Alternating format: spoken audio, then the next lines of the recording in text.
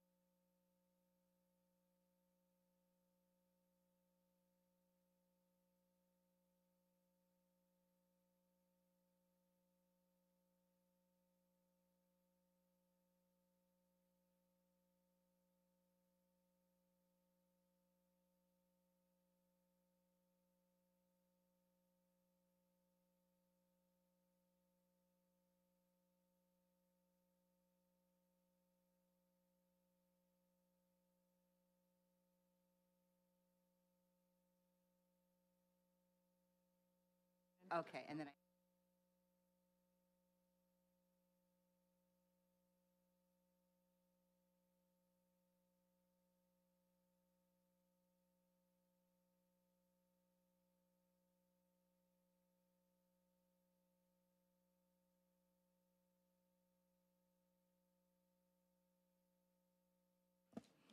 Good morning, everyone.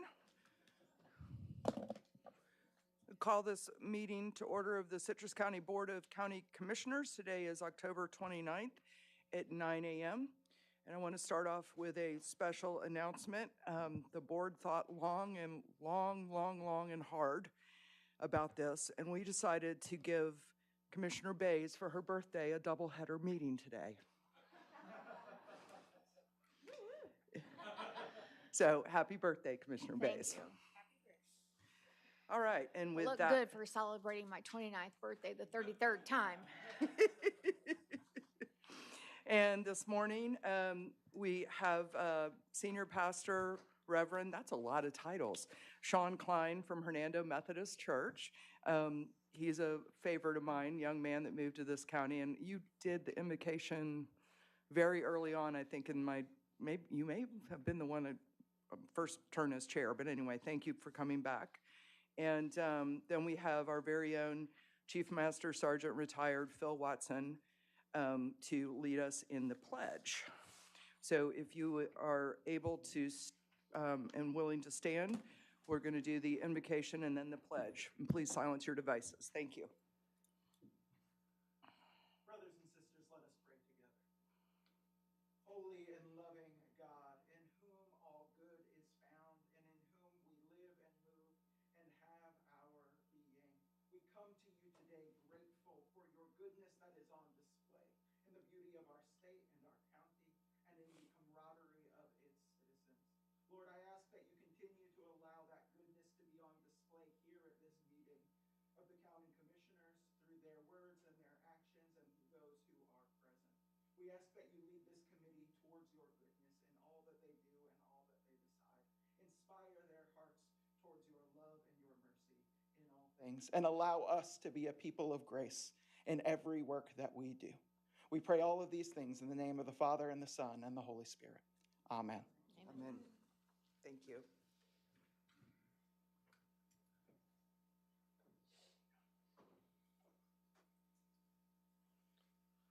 I pledge allegiance to the flag of the United States of America and to the republic for which it stands, one nation, under God, indivisible, with liberty and justice for all.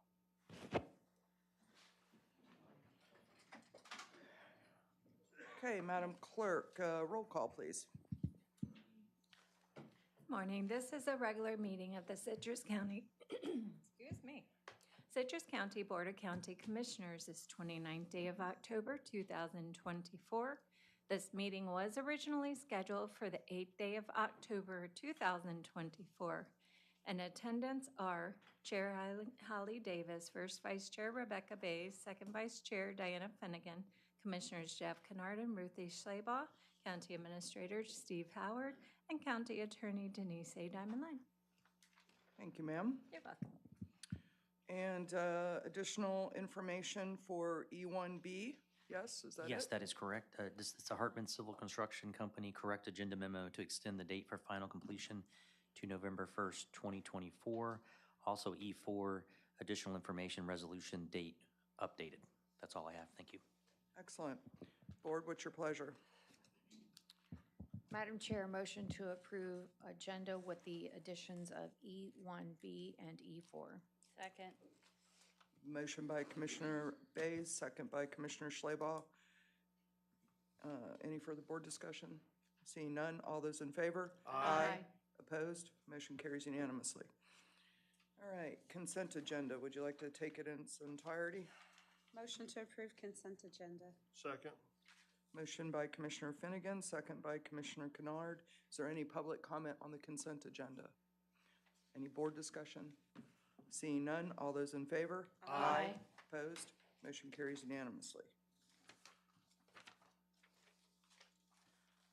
All right. Proclamations. Madam Chair, motion to approve C1. Second. Motion by Commissioner Bays, second by Commissioner Finnegan. Any board discussion? Seeing none, all those in favor? Aye. Opposed? Motion carries unanimously. All right, are we coming down for a photo? Yes, if you could, please. I'm just going to say a few words, obviously. I think most of you know this, but I always say hope is not a plan. And I think you're coming into the county about 24 months ago. You are underway with the strategic planning, and a lot of governments around the country talk about strategic planning, but actually very few implement it. So this is a big deal that the county was the only county in the state of Florida to win this national award, and only one of 3 in the whole United States. Actually, now there's been a 4th one, but that's a real big deal for this county to actually not only strategically plan, but actually execute. So I've got the official awards. If you could come forward, we'd love to have a photo op. If you could have it, please.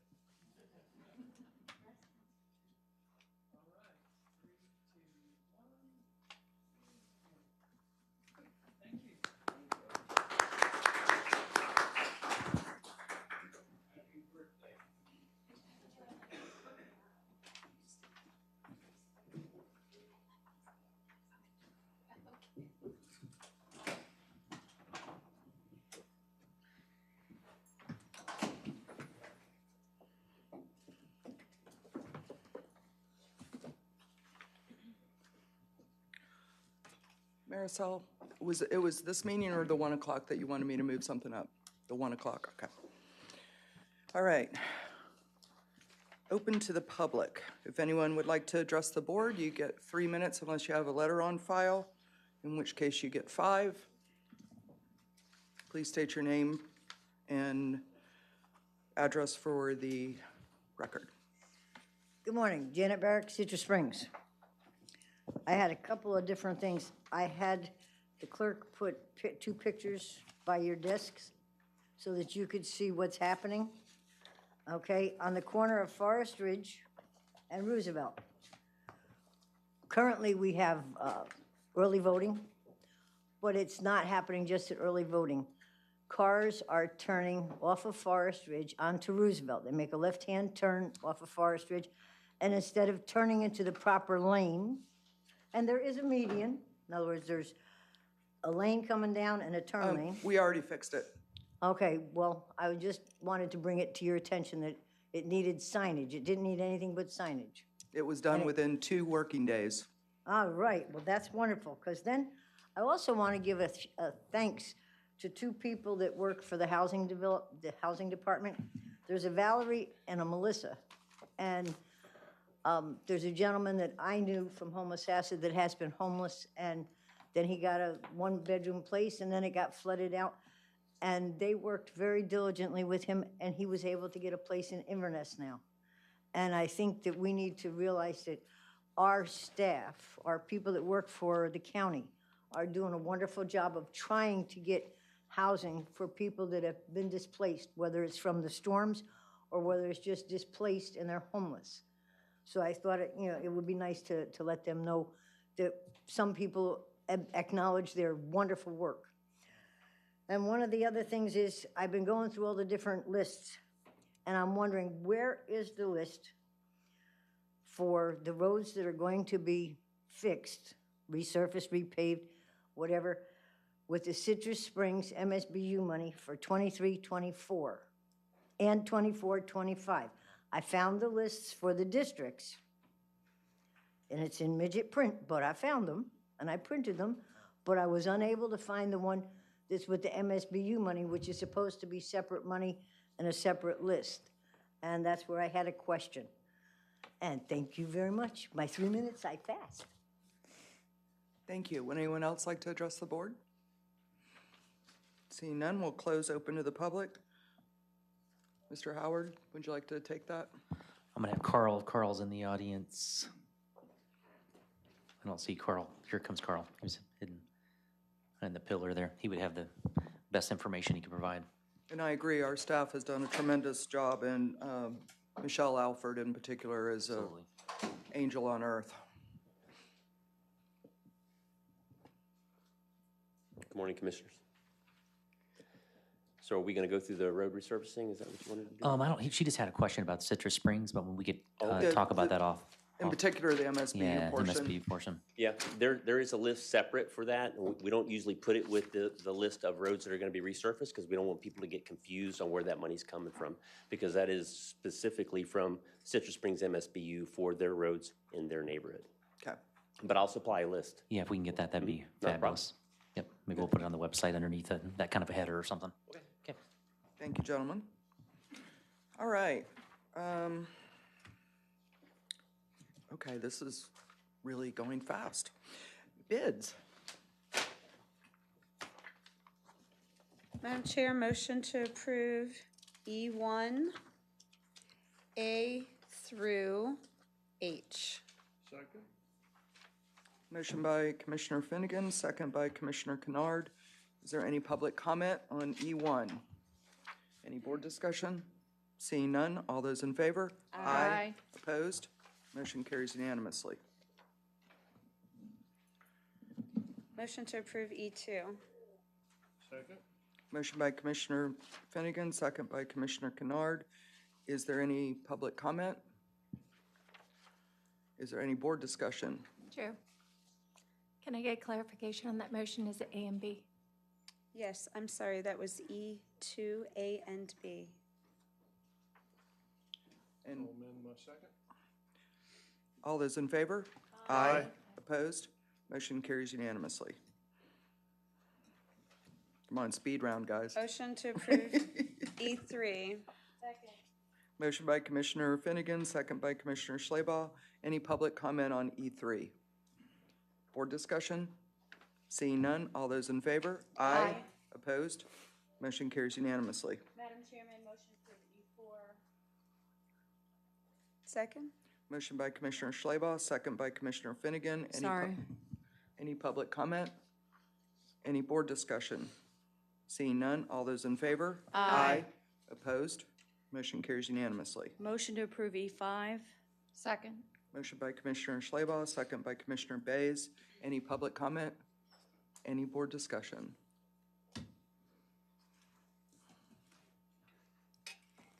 Janet Barrick, Citrus Springs. I think it's nice that we're having cooperation with the MLB. My question was for the $608,600, what fields are being lit? Okay, because it didn't say, in your proposal as to, you're just applying for $608,600. That's a decent amount of money, and if the MLB gives it to us, it'd be wonderful for our county and for our youth. So, just a simple question. Mr. Mr. Howard? I have to turn to staff. Let Eric come up if he has that information available.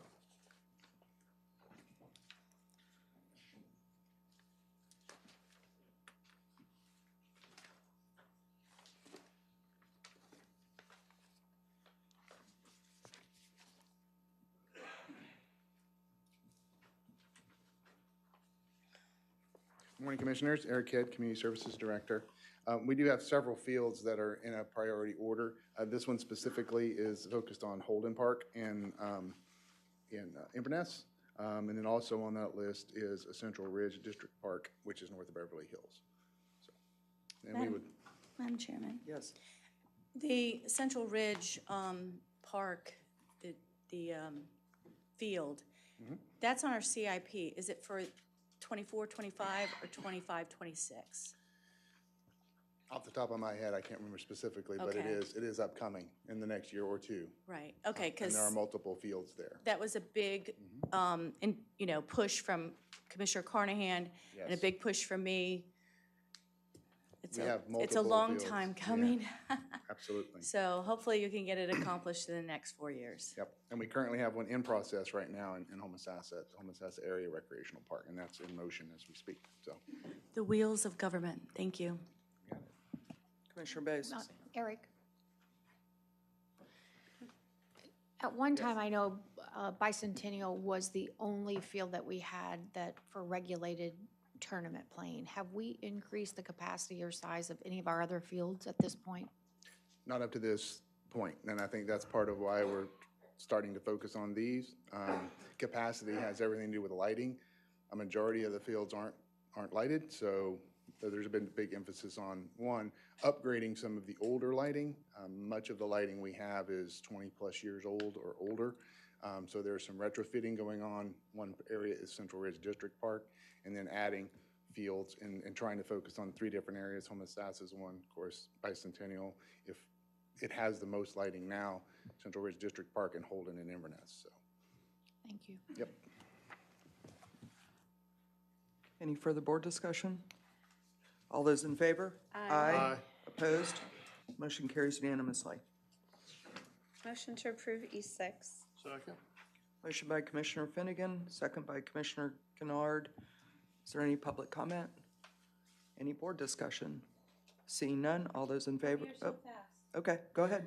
This is just a revision on how we do our contracts. Is there anything I'm missing on this, Madam Chairman?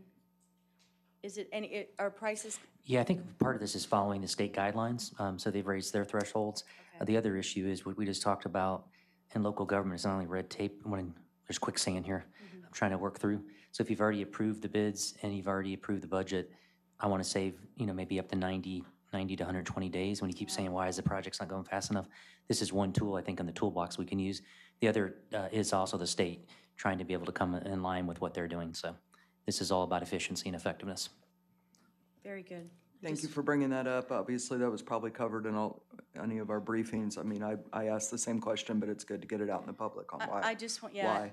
I wanted the public to hear that. Because we do this rapid fire, but if we're doing our homework, we actually are reading and getting briefings from staff on things, so.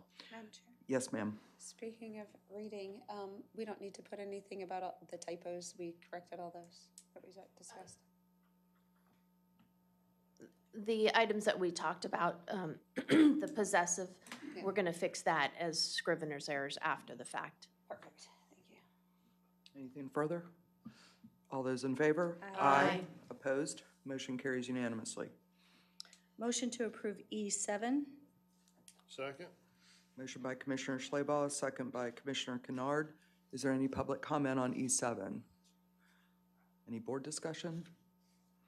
Seeing none, all those in favor? Aye. Opposed? Motion carries unanimously. Motion to approve E8. Second.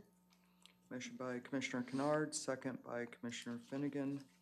Is there any public comment? Is there any board discussion? Yes, ma'am, I do have just a couple of questions. And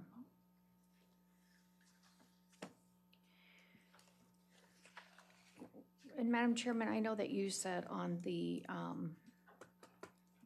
morgue facility, the like, medical examiners board. And I ask this question because how many times do our indigent end up in the morgue, and who's required then for the cremation? Is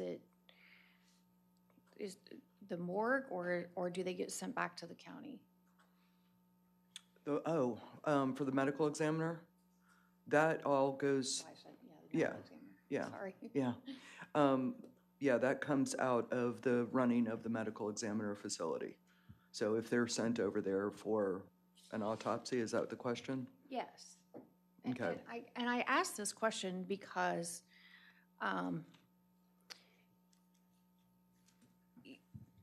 20-something years ago, we were on a family vacation, and my mother got caught up in a riptide and drowned. And before they would release her body, it was a mandatory autopsy at the medical examiner. So if we have individuals, they can't identify that there's no family members, are they automatically being sent to the medical examiners? My understanding is no. It's only if it's a suspicious death, or could be a suspicious death. If Right. it's, yeah. Because sometimes we get all caught up in this stuff, and I want to make sure that there's not, I am 99% sure I'm Okay. right on that. I have a. because it just seems, at what is it, $500 per, and we're at $16,700 now in crematory expense for indigent. That's rising. So I think as we make other decisions going forward, these are things that we should be mindful of, and the unintended consequences. Yes. No, I believe it is, I believe I'm accurate on that. And to answer someone else's question in the far back right corner, it is 60 to 65 per year. Mike Wright. What's 60 to 60? The indigent cremation, 60 to 65 a year. All right. Madam Chair? Yes. I'm sorry. Commissioner Bays, I think there's a distinction between these types of burials or cremations. These are for folks that are either indigent or unclaimed, which is wholly different from those individuals who might find themselves at the medical examiners. These are for just local citizens that die of natural causes, and they are usually held at local funeral homes. I don't know if Mr. Head can maybe explain a little bit more, but that's completely I different understand it, from- but I just also know that Yeah, when there's clear and obvious circumstances, such in my family's case, there was still a requirement. So if you have somebody and there's no family, no next of kin, nobody to claim that person, how often do they get sent off? Because if it's, that's my only question. these are different from the morgue. Madam Chairman, Yes. so the question is, I kind of got confused. I just want to make sure that that we're not sending people over to the medical examiner's office and they have the capability of doing a cremation if they're there, as opposed to sending them back here and then we're picking up the tab at one of our local providers here in the county to do that. Because we're already paying a service fee to the medical examiner's office.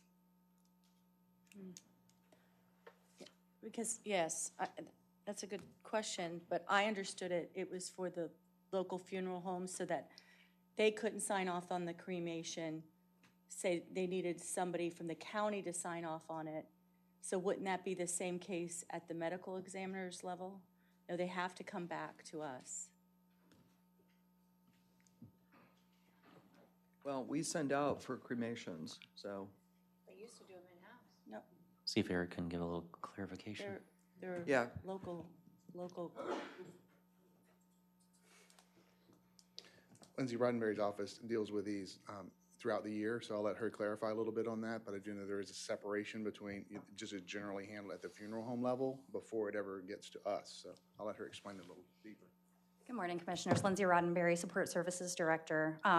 The ones that come from the medical examiner's office are unclaimed. There is no one.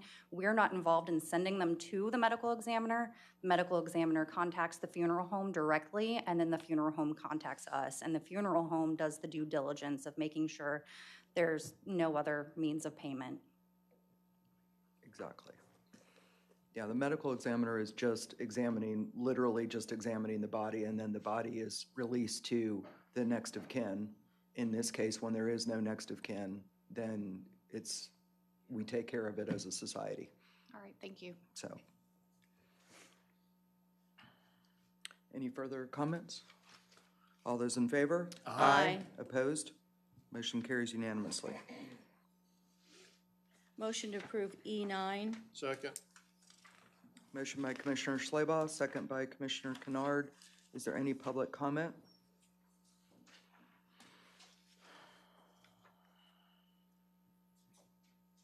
Janet Berg, Citrus Springs resident. I had a question about the fact that we have a method in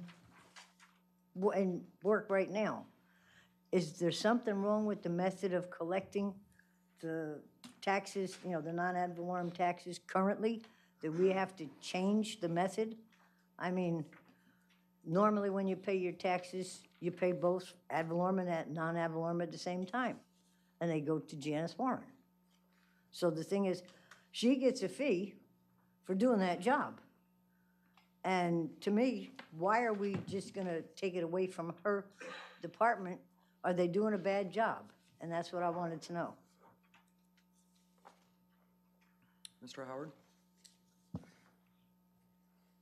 Carl's going to come forward on this one.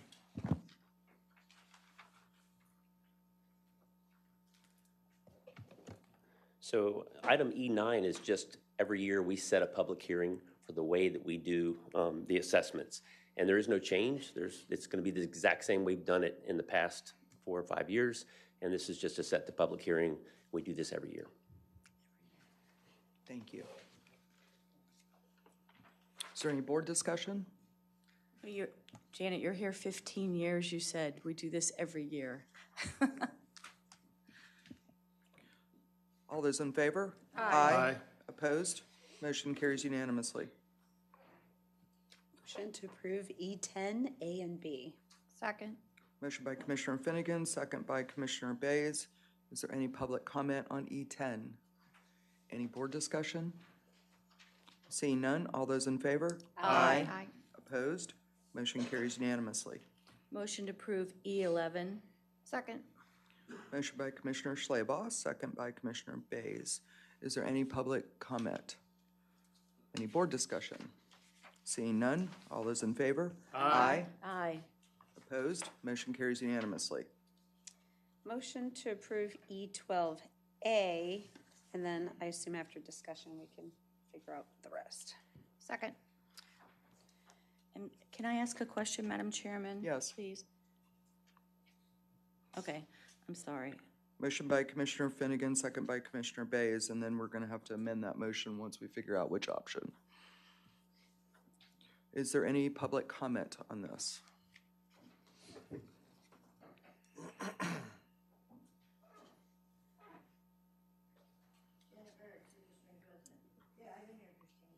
Hearing that we need to change what we're doing about the leasing of our properties.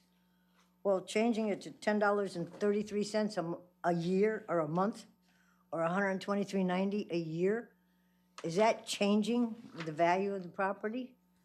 I didn't read anywhere in here, they're gonna get 2,204 building space and 7,500 parking space. Okay, feet, okay? So the thing is,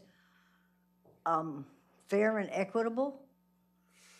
I'm sorry, I just didn't understand. Now, I do understand what the Business Center for Citrus is about, okay? And it's for training people and doing stuff. And I saw the 2 buildings that are on the property that they're hoping to do stuff with, and they want to build. And to give them a lease for that small amount of money, I am sure there are other people that would love that $123.90 a year for that large amount of space. on 44 in Crystal River. That's prime property. I mean, yes, we do rent Ozello, the firehouse, for $1, but that's to the Civic Association, which is a nonprofit. I didn't read anywhere in here, but maybe I'm wrong. I didn't see where the Business Center for Citrus is a nonprofit.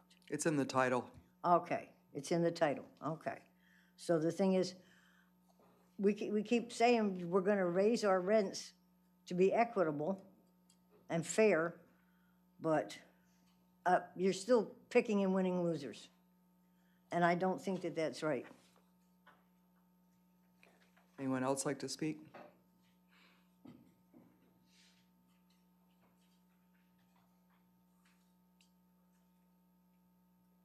Harold Walker, I live in Citrus Hills, and I'm speaking on behalf of Jim Green. He's out of town right now, but to make this space a maker space, I don't know if y'all have visited these spaces before, but they're like an engine for a place people can come in and build things. I recently was in Texas. I went to a maker space in Dallas, went to one in Fort Worth, and went to one in Houston. I've been to one in Tampa. We have a lot of things we're ready to do, and I'm really excited because of this, because I kind of remember a few years back, y'all gave the Construction Academy $5 grand, and that really, it worked out well. So I'm really excited about this space here that we're looking to do. We got 3D printers, we got saws, we got things ready to go. I sent an email to Dr. Hebert at the school superintendent. We're looking, there's very little electrical in the building. We're looking to use the kids from WTC, the electrical program, to come in and rewire the building, because in that part of the building, there's just a few outlets. So we're excited about working with the school. The school's excited about that because the kids in the WTC electrical program get a chance to come in and do something commercial, not in a hurry.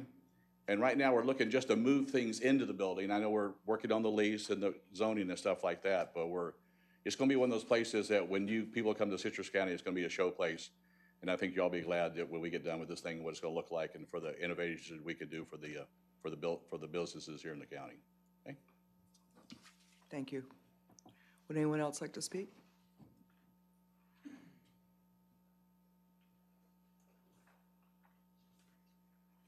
Good morning, Commissioners. Rhonda Distel, Core Business Center Executive Director.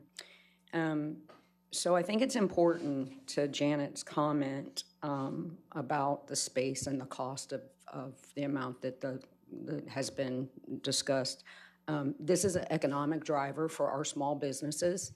We do low and no cost services to the public, which has been a great thing. And there's many people call me and say, do you know if that's available in another county? Because their friends are looking for like type services. So we are very different in this. With the building, are we speaking of everything under this E12 right now? Yes. Because with coming up, we're going to have those options of A and B on when we're going to start the lease and all that. I just want to say we are up on the agenda for the PDC for the zoning change coming up the 7th, and then there's probably about a 90-day till we get back for you guys to see that discussion and what they decide for us. With that, we were hoping to get the option of sooner than later, just so that we can start cleaning and taking care of the building. There's no chance in the world of us doing anything outside of that until things are done properly. We do have all of our insurances in place. We are very well organized to start this process as long as we get y'all's grace. And that's just really, thank you for your time and your decisions. Thank you. Would anyone else like to speak on this matter? I think that we are blessed to have this opportunity for our economic driver in the county, and I really appreciate y'all doing that, so I am fully in favor of this. What pains me is option 1 and 2, or A and B. I was fully in favor of the immediate one, which I think is option A. Unfortunately, is that one? Yeah, option A is the quick one? Yes. Unfortunately, I fell into a rabbit hole of government yesterday during, and everybody around the table in my staff briefing, I was like, well, don't ever let common sense and government, never the twain shall meet. Due to many Byzantine reasons, I'm reluctantly in favor of option 2, just to make sure that we stay clean in all aspects of growth management and legalities. So that's where my head is, but I'd like to hear what the board says. Would anyone like to speak? Commissioner No. Schleba, she already got me, and then you, Commissioner Kennard. Madam Chairman, I want to make a motion for 1A, the option 1A, because, Second. okay, there you go. I don't have to say any more words. I think government is slow enough and we need to move forward. And this is picking a winner because this will be economic driver, educating our young people my age. Maybe they want a second career and want to learn how to do 3D printing. There's a lot of that going on with so many industries, and this will help our little county, and I'm all for it, so. Okay, Commissioner Kennard. Commissioner Schleba, you're 100% correct. Government can slow this down as much as we choose. We can drag it out as long as we want to. Let's get this thing moving. Let's help them get moving as quickly as possible. This is picking winners. This is picking to train tomorrow's workforce. We've got people who are willing to move forward and take the reins on this. Let's let them. And Madam Chair, Yes, a bit of parliamentary procedure. yes, it's not her motion, I know. Yeah, I'm getting to that. So I like how you think. Was she brilliant? Brilliant. Okay, just checking. Did you hear that, Renee? Commissioner Finnegan. Well, Madam Chair, I understand what you're saying because in my briefing, I heard all the reasons, and so I'm in between. Yes, I believe that was all my arguments. We're not going to slow this down. Government can do that. This is such a great thing. I want them to get in immediately. So when I would hear an issue, I said, well, we could take care of that. Let's put this in the contract. So I really fought a good fight for you until one point. And if anyone here can explain to me how we get out of that point, because they couldn't yesterday, I felt like they had me to vote. I want to vote for the immediate one, and this is the thing that was said to me that I could not think how us to get out of it. And they use the term contract zoning, so you do come before the PDC, and if we go ahead and vote to let you in, it's quasi-judicial, and we've already made an opinion. So legally, because I'm not an attorney, I didn't know how to argue that. So if someone else, it looks like we have a taker. Yes, we do. I can be swayed back to how I wanted to vote, but in fear of doing something that we're not supposed to do, I need a little help. Well, it would be quasi-judicial, and all we have to do is, when we're asked about our involvement in it ahead of time, just acknowledge that, yes, we've heard them come to the podium and talk about it. Yes, we voted on a lease. You just acknowledge that you've had those conversations. So all of us would disclose ex parte, basically? I think so. Okay. I think it's time for us to get out of the way. Amen. Commissioner Bays, anything? No, other than if you just take a look at the Florida scorecard, we're going to have another 3 million people in our state by 2030, and we're going to need another 1.41 million jobs by 2030. And I think this is a great opportunity for our county to help build some entrepreneurial spirit, and maybe they'll be the job creators. So good luck. So you need to amend your motion one way or another. Well, let's discuss that. So I am prepared to amend my motion, but the issue is on 1B. It says beginning October 8th, which I'm sure these fine people don't want it to be October 8th. So do we make it today, or do we make it with the date you sign? Would you be signing today and we make it today? Because I can make that motion, but I'd like to change that date. Madam, could you repeat that, please? So if you would look at E12, excuse me, my eyes just lost it. Yeah, so 1B, it says, for the immediate, it says October 8th, but this meeting was delayed. So I need to change that, and I'm just making sure that I could change it to today's date so that they can be immediate, but they don't lose that time. So we would change it to possibly today, and then in 2029 amend that date also. what would be your druthers? Wait, can I? I'm sorry, Commissioner Schleba.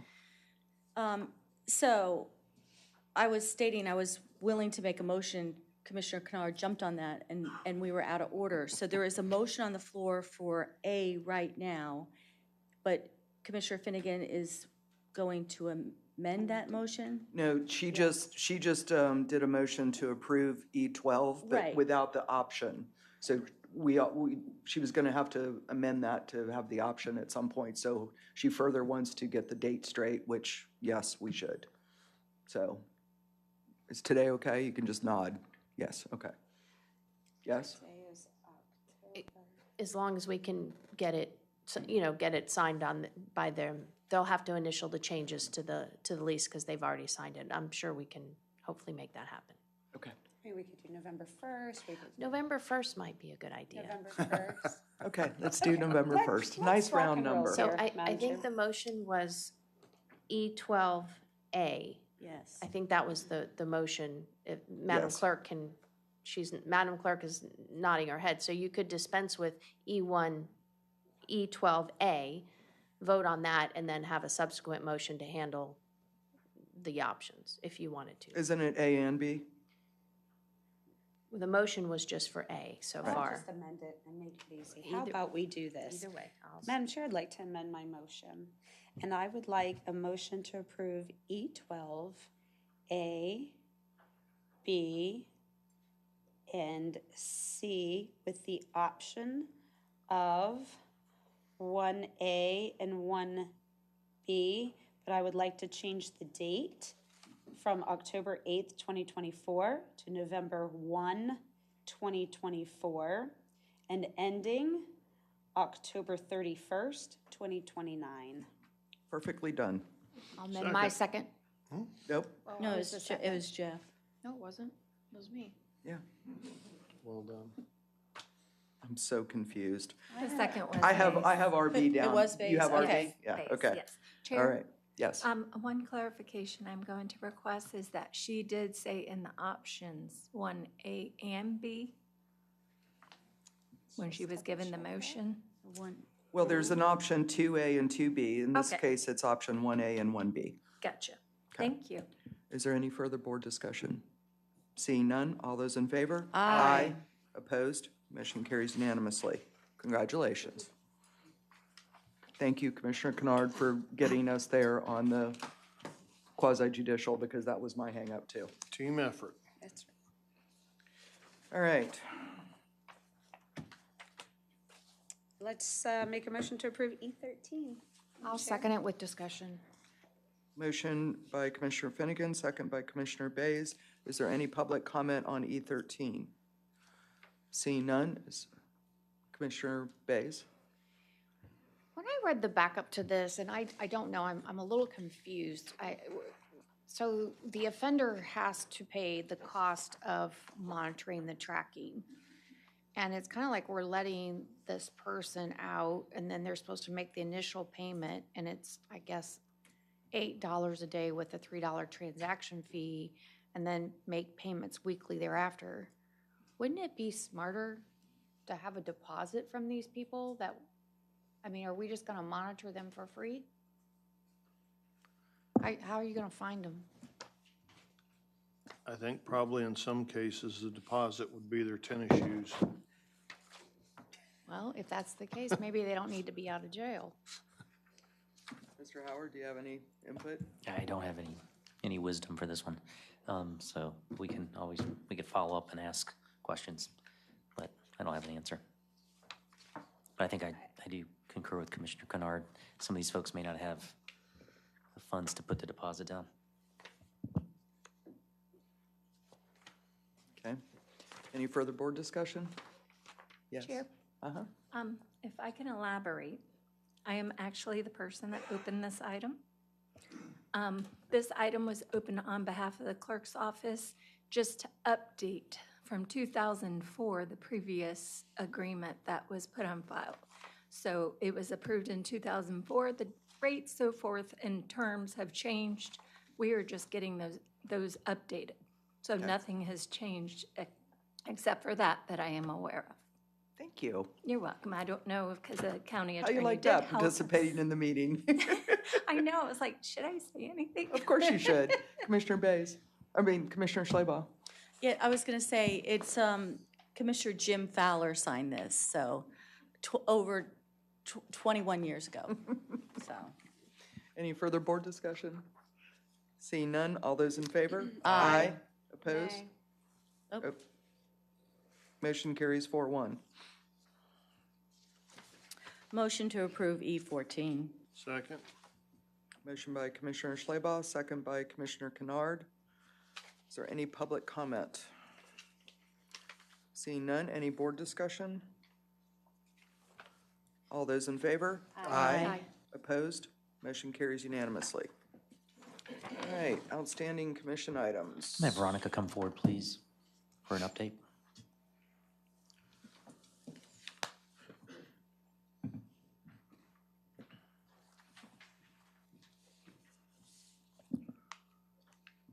Good morning, Chair, Commissioners. Veronica Campschroer, Special Projects Manager for Citrus County. I do have a listing of all of your outstanding commission items here, but before I go one by one, is there a particular project anyone's interested in hearing about, or should I just start from the top? Start from the top. All right. We're working on our landfill expansion. Currently, we are 62% complete with construction ongoing. Halls River Multi-Use Path, the Phase 1 design is currently in development with FDOT's contractor. The pre-construction process is ongoing, and that's about 51% complete. Core Civic staffing for the month of September was 64.67%, which is a bit higher than the August number. Excuse me. Regional resiliency projects with TVRPC. Amy over there is working on our vulnerability assessment for the city of Inverness and the county. That is currently on track, but we are pending an update on what has been completed and where we are with the draft analysis. So as soon as we get that, we will update it on the dashboard. Road resurfacing and preservation, I believe you have an update right after me, so I'm not going to linger on that, but I will let you know that District 3 is about 20% complete for the fiscal year 23-24 project, and the scoring of the vendor responses for the 24-25 solicitation is currently in progress. SCOP resurfacing at Duncanfield is also in progress. If you have tried to drive down there lately, you will not be successful. So that closure is currently in place, and it is anticipated to be complete November 16th. Veronica, I thought that the total construction was 3 months and it was closed for 30 days. The 30-day closure is all I have on the timeline, but that could be correct. I would defer to Carl on that one. Okay, he can address that when he comes up then. Yes. Okay, carry on. Sale of Betts Farm, land development has received an application, but they are awaiting additional information. So we're just pending on that one. Okay. Crystal River Connector Trail, we are right in between funding and pre-construction on this. We do have enough money to go ahead and get started with design, so we are developing a scope and determining the procurement process for that so that we can move forward. The impact fee study is on track with growth management, and we're anticipating that be completed with the consultants in March. And then the final update would be Watson Road. The funding for that was vetoed in the session this year, so we are taking another look at that project to see what funding we might need and what the next steps will be. So we will have an update forthcoming on that as well. To go back up to the top one, my neighbor who takes all of their stuff to the landfill is continually pointing out that needs to be a separate line for recycling. Where are we with that, with all the landfill expansion and so forth? It just backs up so much. Yeah, there's a lot, I've seen that a lot too. So what we've done is, before you get to the entrance of the main landfill, there is a gate right before that that has an alley. They put some millings down. They did a turnaround that was requested to kind of direct that traffic. And that is a completely separate line than the line you come into for the landfill. Okay. That you could use for recycling only. Okay, thank you. I think this landfill expansion, if we're successful, I think we've been trying to do this since 2017. We've made more progress in the last 12 months than they've had since they started it. That'll be a big win for the citizens with the service center. And they're complicated negotiations, but I think we're going to get a win out of this soon, which that'll be a game changer for the community. And also, just as a reminder, these are just outstanding commission items. We have lots and lots of projects on the dashboard, the strategic priorities that you approve each year, airports, barge canal, all of those things. We're starting to see a lot of success with our federal lobbyist. as well, beginning to penetrate, which is critically important. I always talk about local government's red tape, federal government is quicksand. So we're having to actually navigate both of those. So I think we're being very successful with those other strategic projects as well. Outstanding. Thank you, Veronica. Thank you. Did the board have anything else? No? Okay, thanks. All right. Carl. I want to thank Carl as he comes forward, not only for this, but we worked around the clock with, I told him we have a doctorate degrees now in debris management, actually, but worked around the clock staff and everybody. So obviously the road resurfacing was a priority, but that took a little bit of a backseat as we continue to work forward with our partners, strategic partners. They had access issues to materials as a result of the port closure and things like that. So all those things are connected with supply chains. So we'll go through the update, really. There's not going to be any slides. We're just going to kind of give you an idea where we are on each phase of the road resurfacing. Steve is correct. The hurricanes did put a little damper on their progress. But as we go through the localized repairs, Dunklin, Halls River, 486 in front of Publix, as well as Venable, have all been completed. And they came in under budget by $23,628.42.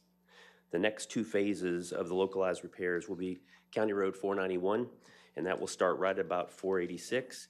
And I was incorrect yesterday during the briefings. I mentioned that was going to run all the way up to Black Diamond. It's not. It's going to stop at Mark Knighton before we get to Black Diamond. So that's the section of 491 that needs to be done next. The problem with 491 is the damage to that road is worse than we expected. So that $23,000 plus in addition to another item that's going to come before you today, is going to be another $200,000 needed to fix 491. Instead of going down 2 inches for a mill and repave, we need to go down 4 inches. So you'll be seeing that, and that's the next step in the localized repairs. As far as fiscal year 23-24 resurfacing, District 3 is where we started. All of the roads in Beverly Hills have been completed. They have moved into Pine Ridge and Citrus Springs, and they're working as we speak. The target date for completion on District 3 is December 3rd. That date, if it changes because of the hurricanes, we'll just update this and bring it to you every board meeting. Districts 1, 2, 4, and 5, I actually got an update on that.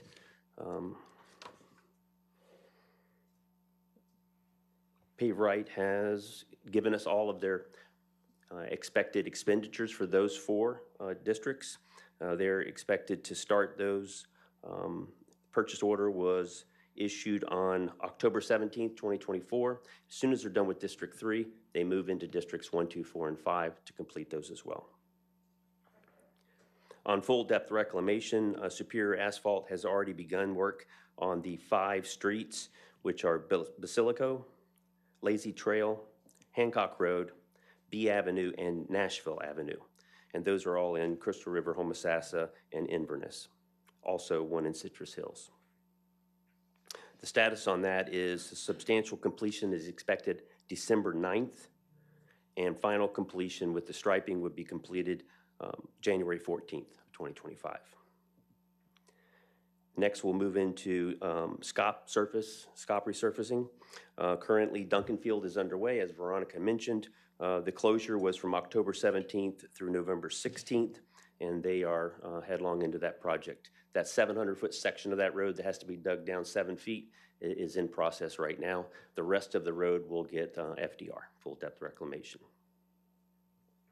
Our pavement management program, where we have all of our roads assessed, we're finalizing our discussions with them and the evaluation that they turned into us, along with their scope and fee, and that'll be coming before the board very soon.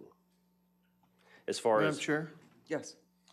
Carl, you said that there's 700 feet of Duncan Field that has been dug out or is in the process of being dug out and then rebuilt.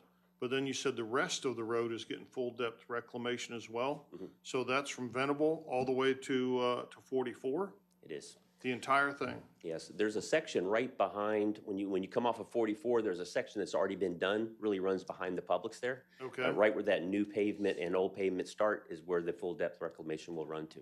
Okay. So that entire road will be done. Great, thank you. Mm-hmm. As far as the fiscal year 24-25 resurfacing, the proposals for that are due October 31st of this year. So we'll be getting next, or actually the year we're in currently, we'll be getting those bids in the very end of October. And that one was done with a per road. Those roads were already selected for this fiscal year. And so those roads will be bid directly for that work. And that's pretty much what we have. Board, any other questions? Commissioner Bays? Carl, is this what you're talking about? Is that the information on the road resurfacing projects online for 24 and 25? Okay. Thank you. You're welcome. Thank you, sir.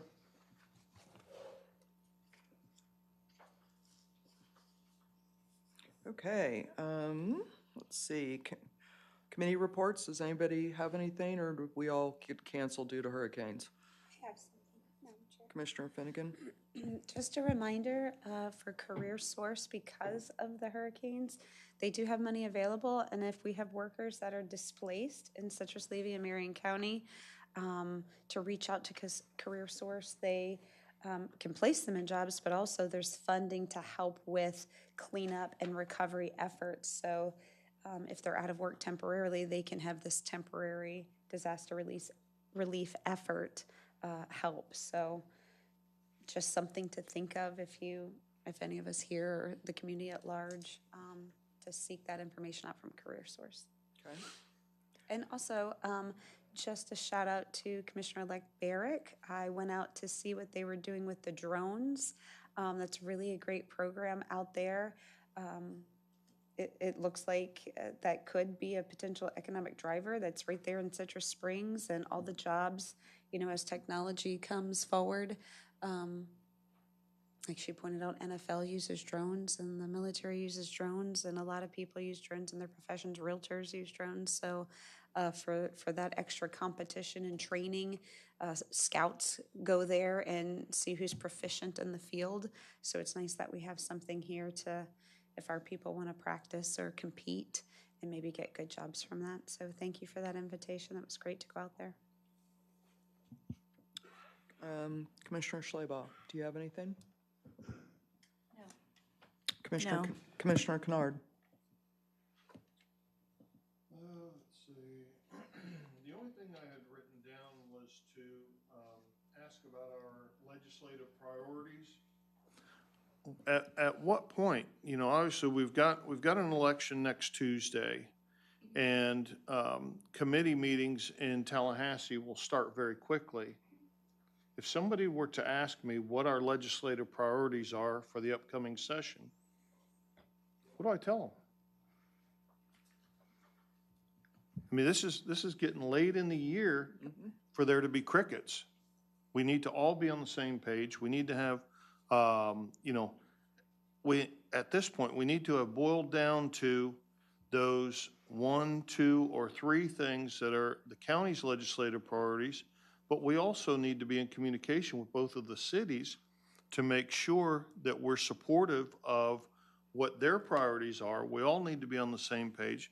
We've got the Chamber of Commerce, obviously, was very active in the legislative process. We need to be in communication with them.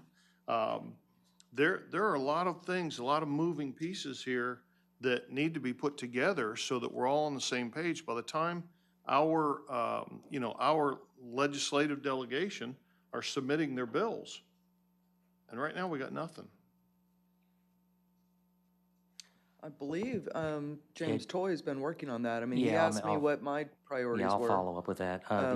The other delay we've had, and which won't affect what you just spoke about, but obviously we had to put a RFP out for a state lobbyist, which that's hopefully will come to you at the next board meeting. And that's another issue on that side of it with delays. But James Toys was working on that, but I'll follow up. It was my understanding he was meeting with each of you independently, getting that, and that was going to be coming forward soon. Yeah, and Commissioner Kennard has the floor, yes? There was a time, not too long ago, when we would have a retreat and have open discussion between the 5 commissioners, public discussion about what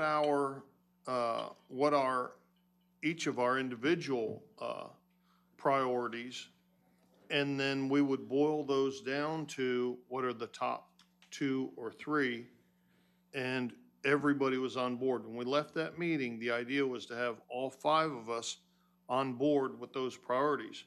What I'm hearing is that as the federal money has dried up a bit from what it was back in 2020, 21, even a little bit later than that, is that what the legislature is going to be looking for is what are projects that are of regional benefit. You know, we saw a couple big projects make it through the legislative process last year, only to be vetoed by the governor. That's a modicum of success, I'll say, in getting it through the legislative process, but we want to be able to have projects that make it across the line. So I think we need to be having those discussions. If that involves scheduling a retreat very, very quickly, to get together and have these conversations, figure out what it is that we think will be of regional benefit, and something that is needed here in the county. We are going to have an extraordinarily powerful legislative delegation yet again after next Tuesday, and that's something that we need to be using to our benefit. Let's find out what we can get them excited about, and not just pushing an item for us, but what can they be excited about pushing through for us, and then ultimately have the governor excited to sign and, you know, have a big project come to fruition. Commissioner Finnegan? I actually was asking about this yesterday, and I agree that somehow we need to voice this together, because one of the items that we already have partially funded, the Homosassa multi-use path, what information was given to Mr. Toy, I don't quite agree with or like that. And I had a conversation with Public Works, like, I understand what they were doing. They want to make sure no matter what happens, any contingency, that they just ask for the moon and then hope it works out. But FDOT will actually be the one to decide the amount. So I don't want to throw this ballooned amount out there. I can't go ask for that. It's ridiculous.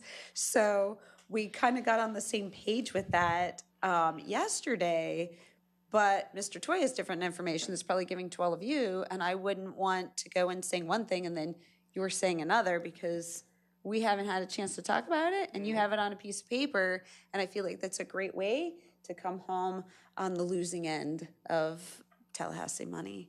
So we definitely need to make a better coordinated effort. Madam Chair? Yes.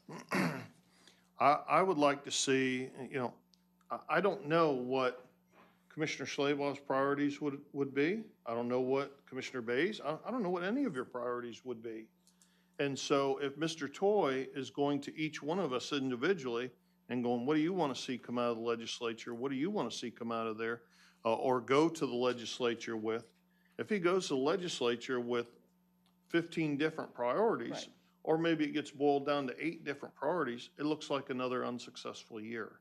You know, when we do get a lobbyist on board, we need to be able to go to our lobbyists, like I said, with our partners in the community, in the chamber, in both cities, and say, here are a list of priorities for Citrus County, our cities, our business community, our residents, and everybody's on the same page. Then when that those legislative days happen, I assume, you know, early spring, when the legislature's in session, there's one piece of paper or one small booklet with all the priorities. Our legislative delegation already has it. They know the community's behind it. They're excited about it, and we can work on the process of getting it through. But we're in the 11th hour right now, like I said, with committee meetings starting. Committee assignments are going to happen fast as soon as the new legislators are sworn into office. Those assignments are going to happen quickly, then the meetings happen quickly. It's time for us to get moving on this. I would suggest we schedule a retreat very, very soon, as quickly as possible. Mr. Howard? I was going to say, would you like to do a workshop November the 7th? In the morning? In the morning? We have PDC in the morning on Oh, the do you? Okay. 7th. I mean, I mean, I don't have to be here for that. You all would tell me which meeting I need to attend. PDC. It might be fitting. Don't we all have, or is it just me? I'm bringing up my calendar, Just something give me with, this date. And Just don't give me this forget, you date. have 7 501s that night. that's So fine. you're going to be here very late. They keep putting things in my calendar, so it looks like I have something at 10 and something at 10:30. I'm not sure. If not, we can look at your calendars and try to get something expedited. And it's not me putting, I think one is the federal lobbyist, Alcade and Fay, and then, I don't know what's on that, I didn't look at that. And then meeting with the Advocacy Partners State Lobbyist, which we don't have one yet, so I don't know what that's about, but they're on my calendar. I'm assuming everybody else has that also. So it doesn't sound like the 7th is going to work Yeah, out, we'll but work on it. quickly. We will, yep. I think I would suggest that, I mean, me coming on board here, this is actually helpful, because typically what you're doing is, in January, you're doing your strategic priorities. I would strongly recommend you do your legislative stuff during the summer and already have that worked out. I mean, that's what you should be doing. When I got here, it was just the opposite. It seemed like you all were having these sessions there in January. It sounds like that's, I don't know if that's happened in the past, hasn't happened, but I think it's better to get a schedule together, lock it down, and then this will be proactively, you'll have these issues way in advance of any legislative session happen. Well- That's what I would do.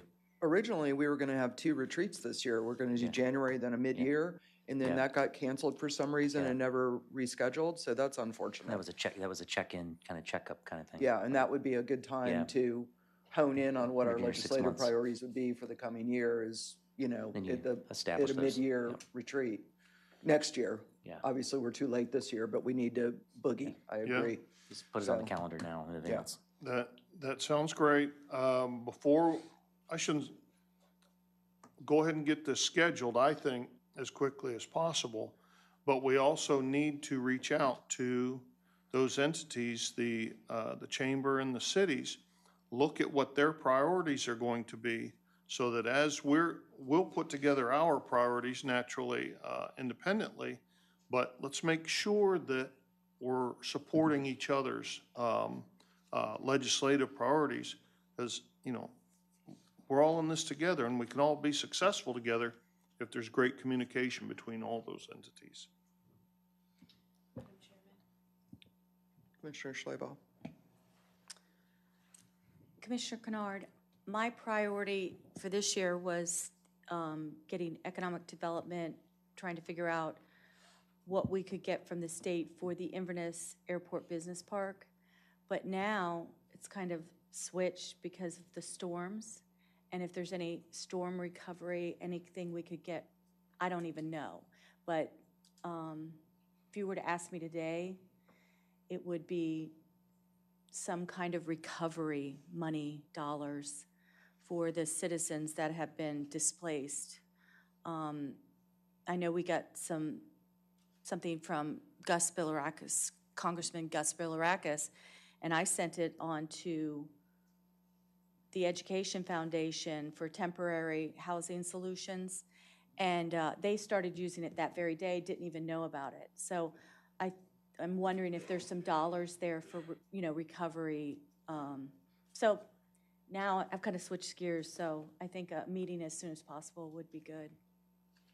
Well, there's no doubt that I'm sure that hurricane recovery will be a major focus of the legislature this year. If you remember back when Hurricane Michael hit up in the Panhandle, I believe it was Michael that hit up there and did all the destruction there.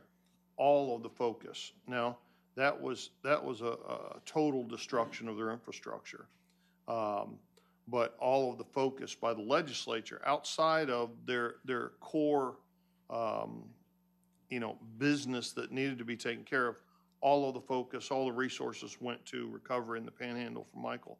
Now you've got the entire west coast of Florida has been hit hard. And so I'm sure that will be a major focus of theirs. So if we're going to have that discussion, we need to be thinking about what do we want to ask that would be of regional benefit. And just asking for dollars, we need dollars to house people after, I don't think that goes anywhere. I mean, that's just my personal thought, and this is what a workshop would be great for. Maybe we think about a regional evacuation center, something along those lines that could be used for a multi-purpose center. Maybe it could be used for hosting conventions, things like that.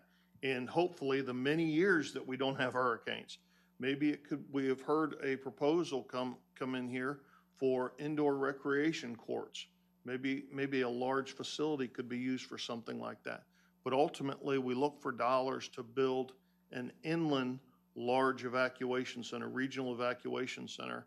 While we've sustained in our area, our region has sustained an awful lot of damage, some folks devastating individual damage. We have not gotten that category 4 or 5 storm that's hit here. That will be devastating. It will wipe out the west side of Highway 19. And at that time, there will be a need for something like that. Now, Tito has advocated for a facility like that because the local health department needs space for additional administrative offices, or they've outgrown their administrative area. So there may be an area there with such a facility that we could go to the state Department of Health and look for some resources there, partnering with the legislature, some money from the legislature. So I think going into a workshop or a retreat to talk about these things, I think you're on the right track, because that's going to be the focus this year, that we have a project like that that ultimately would be a regional project that they could get excited about. Yes. Very good, very clever. I wasn't going to show that hand but I think you're absolutely right. We have to find what is different than from Sarasota County and up, and right on the money. And Tito has talked about that with us, and even had talked about trying to figure out some kind of shelter within the animal shelter so that you could have people that need, instead of the animals going to our schools, the people and the animals would go to the shelter, the brand new shelter in the front. So I like that. I love that thought of doing something. And obviously, I think a good candidate would be District 3 because it's high and dry. And if you were going to do a shelter community center, hopefully we could get some dollars for that. But if we could just think of different ways to get the money that's going to be separate from the whole West Coast. So very good. I'm not going to say it's brilliant, but it's very, very good. I think we've all been talked to about this by Tito and had some conversations. It also would be a nice dovetailing with perhaps a new multi-purpose facility that could also, Mr. Howard had talked about the wisdom of getting a new fairgrounds built in the center of the county and repurposing that land to be part of the business park there. But if you think about those of us who own not cats and dogs, but equines, we need a place to be able to evacuate to, and then that ties into the regional aspect. If they're getting a bad storm down south, they're going to come to us. And so then it can be, like you said, a regional multi-purpose thing that we can use for business meetings, conventions, office space, holding our county fair there, et cetera, would be really brilliant. Did I just say brilliant? You did. Yeah, I think, and not to just belabor the point, because obviously, there's no agenda item here, but just, I like the suggestion Commissioner Schlabo brought up. And it's something that's been there that I think needs discussion. We need to flesh this out and come up with a plan for how do we make it happen. Because I do think there's a possibility that it could check the box of economic development. It could check the box with tourism, with recreational, regional recreation activities. Commissioner Bays just asked earlier about tournaments in our fields. If you've got a facility like that that's the size of, I think, ultimately what would be needed, now you can look at some of those things as well. And ultimately, when needed, it serves as a regional evacuation shelter. Good thoughts. Anything further on that? Do you have anything else? No. All right. Commissioner Finnegan, did you have anything else? No, ma'am. Okay. Commissioner Bays? Is this N1? Yes.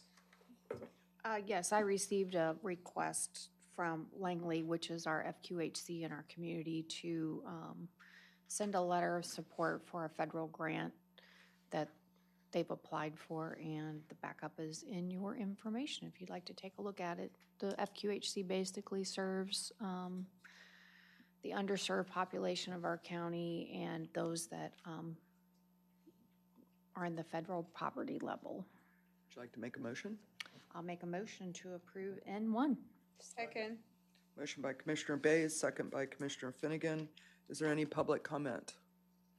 Seeing none, any board discussion? All those in favor? Aye. Opposed? Motion carries unanimously. Only thing I have is Commissioner Bays and I started our Advanced Certified Commissioner second level training last week. And it was pretty cool leadership training. A lot of that stuff, you go to these conferences and it kind of reminds you or reaffirms things that you've learned previously, but there's always little nuggets, and there's of dots that you haven't quite fully connected. And one of them was you hire for character and train for skill. And the other one was, and it was a different speaker, said companies and government and just any institution tends to hire for competency, but then fire for character. So I thought that was really interesting discussion on what it means to have character in your job. Madam Attorney. I have nothing, ma'am. Okay, open to the public.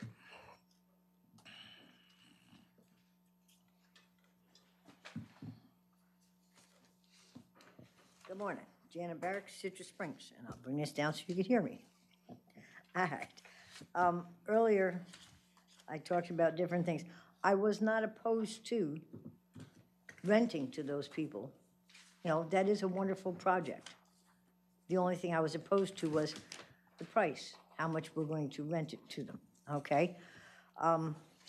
Next, I have, okay, in all the paperwork that I've been looking for the cost of this lovely X-ray vehicle for the roads, and I still haven't found a cost anywhere, okay? That's one question I did have.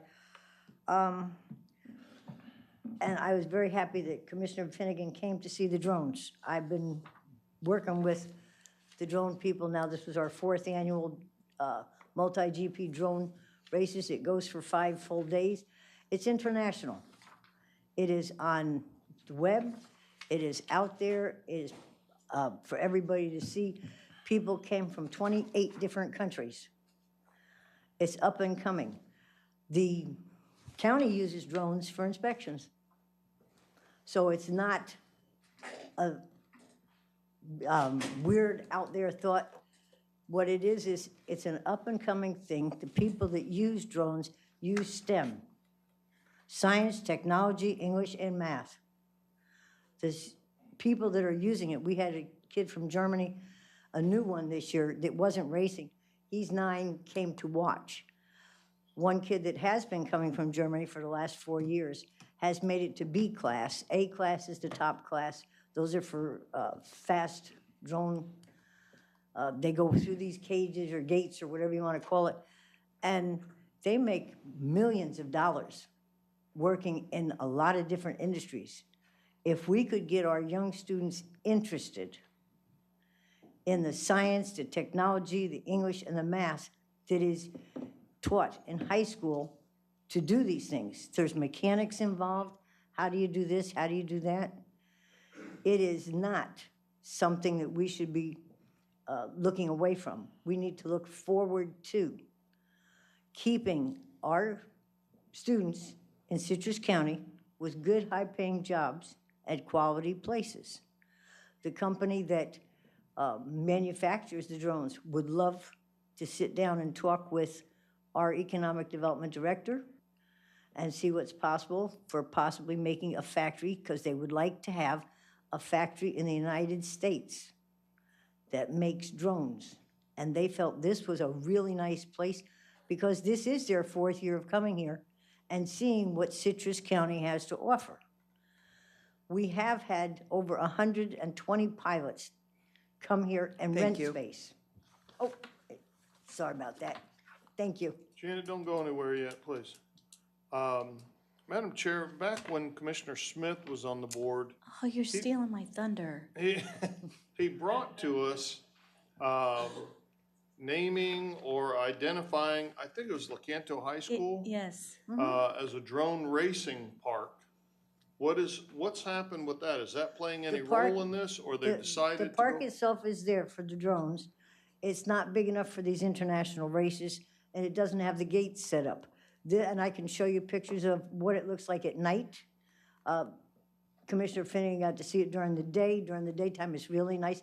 But at night, they have all these different neon lights, and the drones are lit up, and they fly through the gate.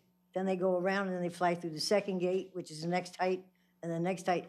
And they have their international tracks.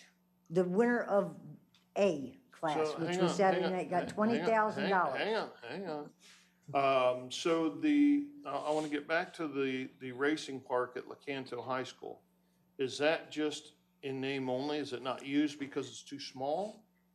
And, I mean, does our focus need to be elsewhere if this is something that we would like to open up to? Commissioner Schleybaugh seems to have an answer for you. Okay.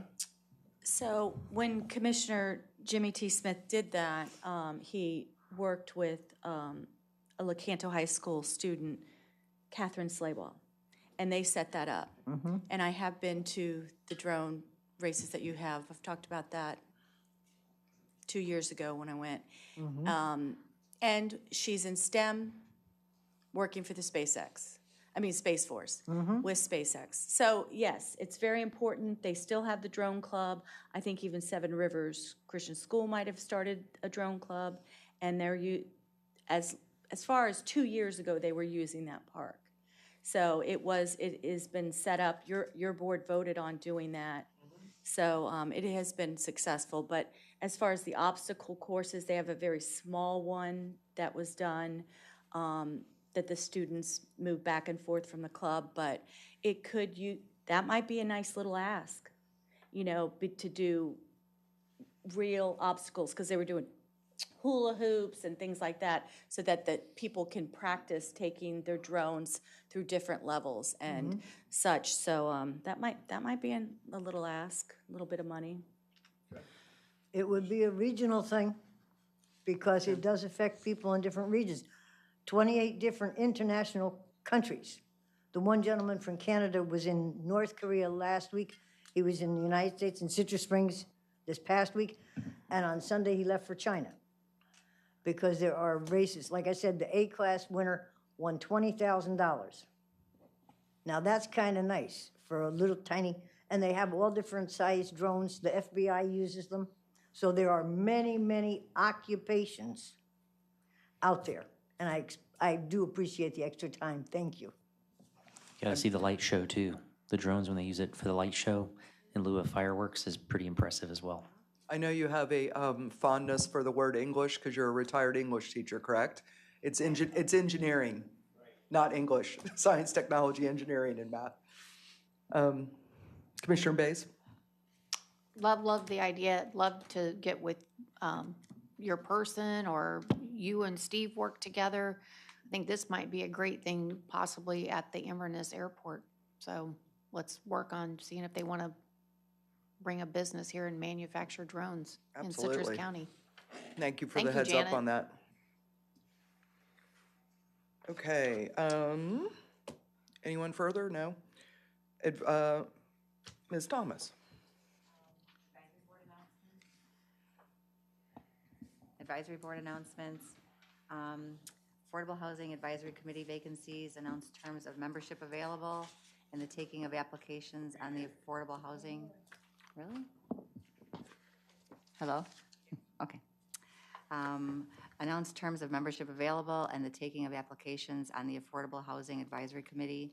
The new terms will be for 2 years, beginning on February 1st, 2025, and ending on January 31st, 2027. Applications and resumes are requested by November 8th, 2024. Thank you. Board, is there anything further? All right, we'll see everyone back here at 1 o'clock, and we're adjourned.